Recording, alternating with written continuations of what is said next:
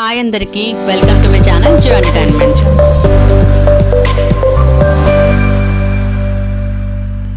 ఈరోజు మనం అటుకుల పులిహోర ఎలా చేసుకోవాలో నేర్చుకుందాం. ముందుగా ఒక బౌల్లో 4 కప్పుల అటుకులు తీసుకోండి.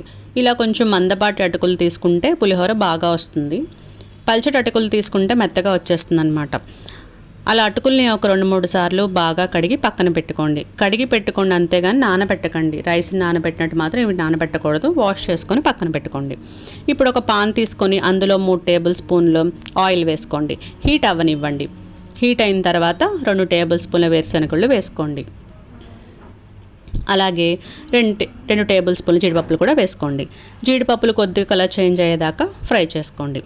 ఈ అటుకుల పులిహోరని మన ఇంటికి ఎప్పుడైనా గెస్ట్లు అనుకోకుండా వచ్చినా, ఫ్రెండ్స్ వచ్చినా, మన ఇంట్లో స్నాక్స్ ఏమీ లేవు, ఏం చేయాలా అని తోచినప్పుడు 2 నిమిషాలు అయిపోతుంది ఈ అటుకుల పులిహోర. చాలా టేస్టీగా అండ్ వెరైటీగా కూడా ఉంటుంది. ఒకసారి మీరు ట్రై చేసి చూడండి ఈ అటుకుల పులిహోరని.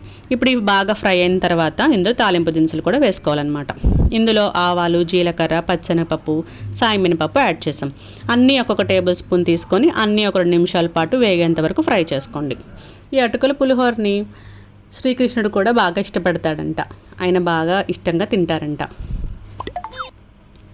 ఇప్పుడు మనం అందులో 2 ఎండుమిరపకాయలు, 4 పచ్చిమిరపకాయలు కూడా వేసుకోవచ్చు.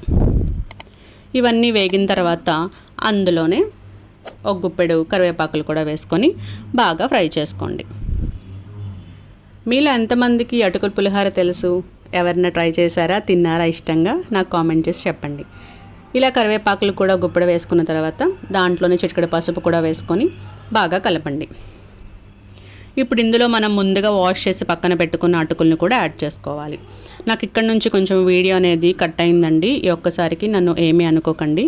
ఏమీ లేదు. దీని తర్వాత అన్నీ బాగా కలుపుకొని మంటని కొంచెం సిమ్లో పెట్టుకొని తగినంత సాల్ట్ వేసుకొని కలిసేలాగా మిక్స్ చేసుకోవాలి. అందులో పెద్ద నిమ్మకాయలు అయితే 2, చిన్నవైతే 3 నిమ్మకాయల రసాన్ని కూడా యాడ్ చేసి అంతా కలిసేటట్టు మిక్స్ చేసుకోవాలి. అంతేనండి.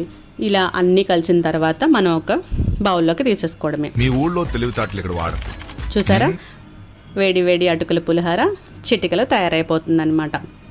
నేను ఈ అటుకుల పులిహోరని మా ఆడబడుచు దగ్గర నేర్చుకున్నాను. చాలా అంటే చాలా బాగా చేసింది. నాకు ఆ రోజు టేస్ట్ బాగా నచ్చి మళ్ళీ ఒకసారి నేను ట్రై చేశాను. మా అత్తయ్య గారికి, మా వారికి పెట్టాను. చాలా అంటే చాలా బాగుందని నాకు కాంప్లిమెంట్స్ ఇచ్చారు. దీంట్లో ఎవరైనా పెరుగు కూడా వేసుకొని టేస్ట్ చేయొచ్చు అనమాట. అటుకుల పులిహోరలో చాలా అంటే చాలా కూడా బాగుంటుంది ఈ టేస్ట్. నా వీడియో కనుక మీకు నచ్చినట్లయితే ఎలా ఉందో నాకు కామెంట్ చేసి సబ్స్క్రైబ్ చేసి షేర్ చేయండి నా వీడియోని. ఈ అటుకుల పులిహోర కూడా ఒకసారి మీరందరూ ట్రై చేయండి. Thank you all. బాయ్.